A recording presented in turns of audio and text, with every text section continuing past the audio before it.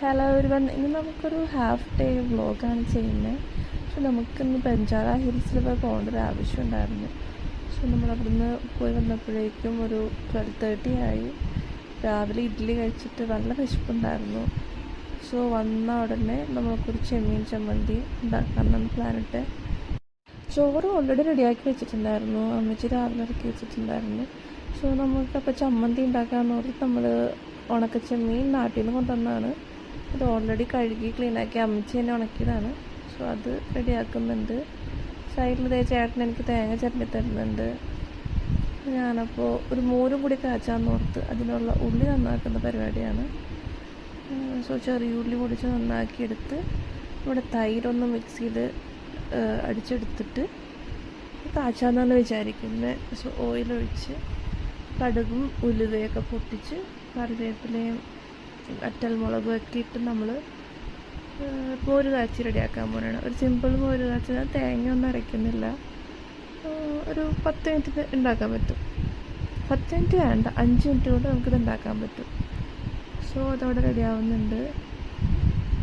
ഇത് നമുക്ക് എന്തെങ്കിലും പുറത്തുനിന്ന് മേടിക്കാമെന്നാണ് ആദ്യം വിചാരിച്ചത്. പിന്നെ നമ്മൾ എല്ലാ വീക്കിലും എവിടെയെങ്കിലും പോകാനുണ്ടാവും, എപ്പോഴെങ്കിലും സ്പെൻഡ് ചെയ്യണ്ടെന്ന് ഓർത്ത് ഒരു സ്പെൻഡിങ് കട്ടിങ്ങിൻ്റെ ഭാഗമായിട്ടാണത്. ഇവിടെ ബക്രീദാണ്, തിരക്കൊക്കെ കുറവായിരുന്നു, നല്ല ഈസി ആയിട്ട് പോയി കഴിക്കാമായിരുന്നു. പക്ഷെ നമ്മളത് വേണ്ടാന്ന് വെച്ച് നമ്മൾ വീട്ടിൽ തന്നെ ഉണ്ടാക്കുകയാണ്.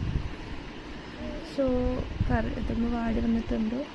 അപ്പോഴേക്കും നമ്മൾ മഞ്ഞൾപ്പൊടി ഇട്ട് ഒന്ന് സെറ്റ് ചെയ്യുകയാണ്. ഇനി വേറെ ഒന്നുമില്ല, മിക്സിയിലടിച്ച് വെച്ച മോര് ഒഴിക്കുക, ആവശ്യത്തിന് ഉപ്പിടുക, മോര് കാച്ചിയത് റെഡിയായി. ഇനി ഞാനപ്പോൾ ഒട്ടും കളിയില്ല, ഞാൻ കുറച്ച് വെള്ളം കൂടി കുടിക്ക് വയ്ക്കുന്നുണ്ട്.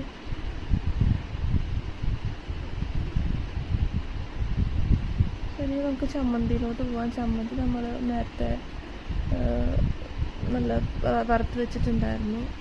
അതിലോട്ട് ഒരു ചെറിയ കഷ്ണം പുളിയും കൂടി ആഡ് ചെയ്ത് ആവശ്യത്തിന് തേങ്ങയും ഉപ്പിട്ട് നന്നായിട്ട് ക്രഷ് ചെയ്തെടുക്കുക. അപ്പോൾ നമ്മുടെ ചമ്മന്തി റെഡിയായി. ഭയങ്കര ഈസി ആയിരുന്നേ, ഈസിയാണ്, ടേസ്റ്റിയാണ്. പക്ഷെ ചമ്മന്തിയും മോര് കാച്ചിയതും മാത്രമല്ല, നമുക്ക് ഇന്നലത്തെ പയർ കറിയും കൂടി ബാക്കിയുണ്ട്. എന്നാലേ ആ ഒരു കോംബോ സെറ്റ് ആവുള്ളൂ. സോ ഒരു പൊടിക്ക് വെളിച്ചെണ്ണ ഇട്ട് ഒഴിക്കുകയാണെങ്കിൽ നല്ലതായിരിക്കും. അപ്പോൾ അതാണ്, വെളിച്ചെണ്ണ ഒഴിച്ചിട്ടുണ്ട്. ഇനി ഇതൊന്ന് ബോൾ ഷേപ്പിലാക്കിയെടുക്കുമ്പോൾ ആ ഒരു പഴയൊരു ഫീല് കിട്ടാൻ വേണ്ടിയാണ് ഞാനപ്പോൾ ബോൾ ഷേപ്പ് ആക്കാനുള്ള പരിശ്രമത്തിലാണ്. അതിനടുത്ത് ഞാൻ ടേസ്റ്റ് ചെയ്ത് നോക്കുന്നുണ്ട്. ഉരുട്ടിയെടുക്കാനുള്ള പ്ലാനിൽ ഉരുട്ടിക്കൊണ്ടിരിക്കുകയാണ്. തേങ്ങയും ചെറിയതായിട്ട് പുളിയും കൂടെ ഇടുമ്പോഴാണ് ഇതൊരു പെർഫെക്റ്റ് ടേസ്റ്റ് വരുന്നത്. സോ ഇത് സെറ്റായി. ഇനി എന്താ ചോറ് കഴിക്കുക. അപ്പോൾ നമ്മുടെ ചോറ് കഴിക്കാനായിട്ട് വിളമ്പാനുള്ള പ്ലാനിലാണ്. ഒന്നും കൂടി ഡെക്കറേറ്റ് ചെയ്യാൻ പറഞ്ഞ് ചേട്ടൻ്റെ പേരിൽ ഞാനിത്തിരി വെളിച്ചെണ്ണയും കൂടെ എൻ്റെ പൊക്കത്തൊഴിക്കുന്നുണ്ട്. അപ്പോൾ ഇനി ചോറ് എടുക്കുകയാണ്. ആദ്യം തന്നെ ചേട്ടനായിരുന്നു നല്ല വിശന്നിരിക്കുന്നത്. ചേട്ടന് ഫസ്റ്റ് ചോറ് എടുത്തെടുക്കാമെന്ന് ഓർത്ത് ഞാനപ്പോൾ ചോറെടുത്ത് കൊടുക്കുകയാണ്. ഒന്ന് കാണാൻ ലുക്കാക്കാൻ വേണ്ടിയാണ് ഇങ്ങനെ കാണിക്കുന്നത്.